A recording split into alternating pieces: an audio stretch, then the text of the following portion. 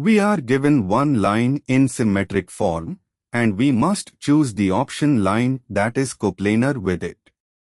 Let us solve step by step.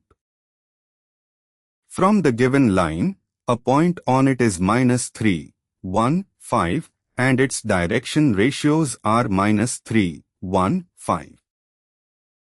For two lines to be coplanar, the scalar determinant formed by the joining vector and the two direction vectors must be 0. For option B, the joining vector is 2, 1, 0. Substituting in the coplanarity determinant gives 0, so option B is coplanar.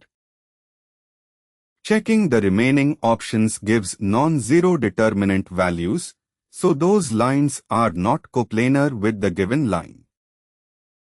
Therefore, the coplanar line is option B. For more clear step-by-step exam solutions, keep learning with Acharya.